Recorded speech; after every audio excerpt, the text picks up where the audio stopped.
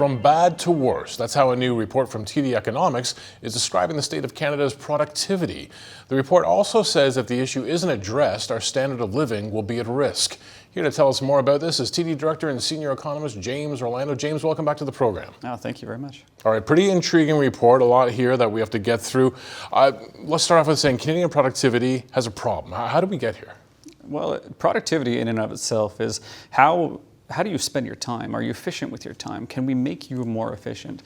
And so when we think about what makes Canadian workers more efficient, do we give them the tools necessary? Do businesses invest enough? And the answer to that has been no. We haven't had enough investment.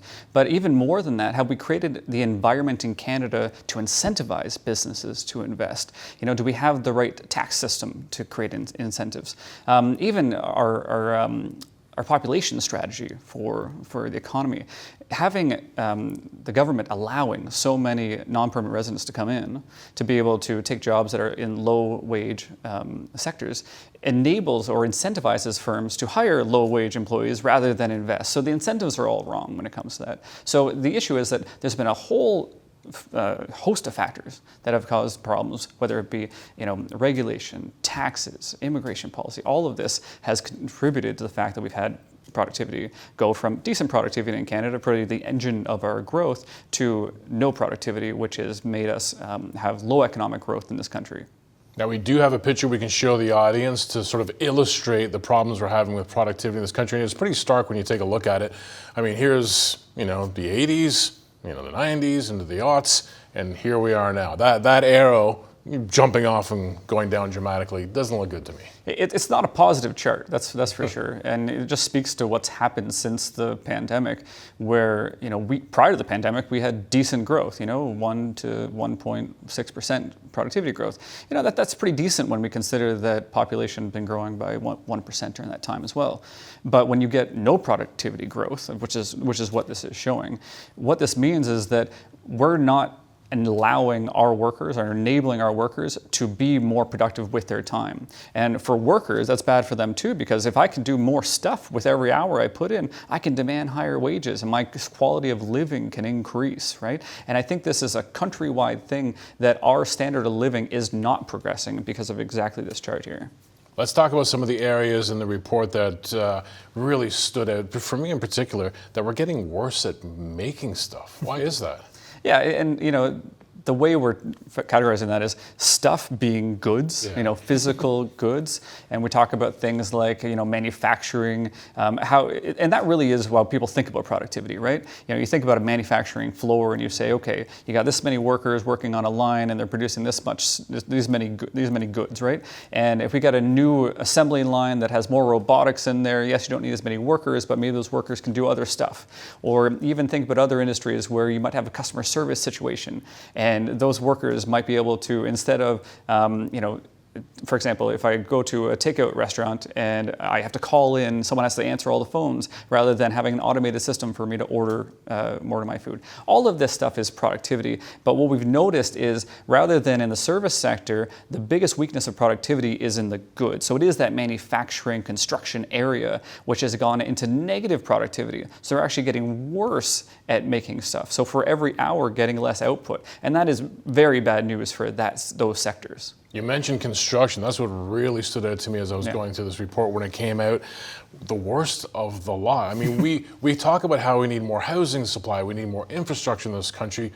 Construction takes us there. Well, what's going on? We need construction. We need it. We need to build more homes in this country. We know that housing is not kept up with the population, with the demand for housing.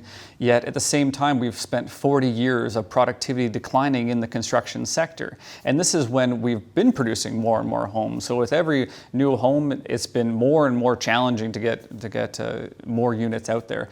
And this is even more of a problem because it's not like our population story is going to go in reverse. We still have a situation where demand is greater than supply, and that's going to be persisting for a while.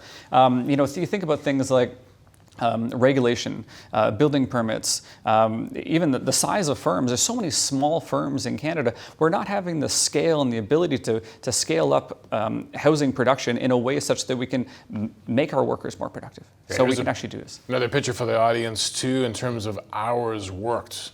So what story is this telling us? Yeah, so what it's showing is that we're actually having more of our economic allocation towards construction. So it's becoming more and more important for our economy, as we need that, right?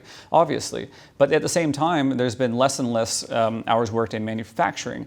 Now, manufacturing, we always think of productivity in manufacturing, but this goes to the point of the paper, which is construction is very important. It's becoming more important. And when we think of productivity, it's no longer just how do we make workers on a factory floor more efficient.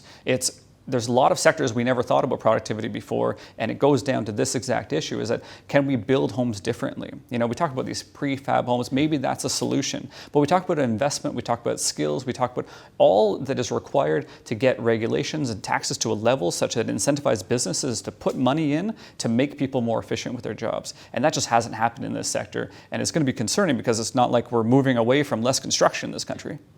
The only guy by the middle left, so it's really unfair to ask me how we're going to fix all this in a minute, but if you can do that.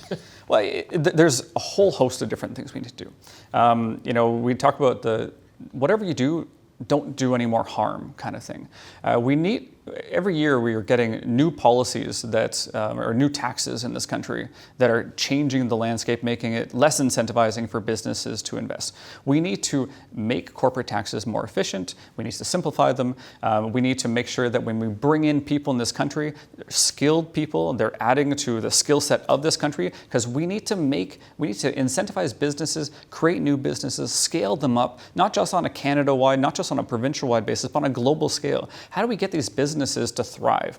And for existing businesses, how do we get them to be incentivized to put the dollars there? To be like, okay, I can hire someone and maybe this will be cheap, it might be a quicker fix, and that's what I've been doing for the last few decades. But can we incentivize them to put that money into new technology, to make a longer term investment in that business, to scale it up?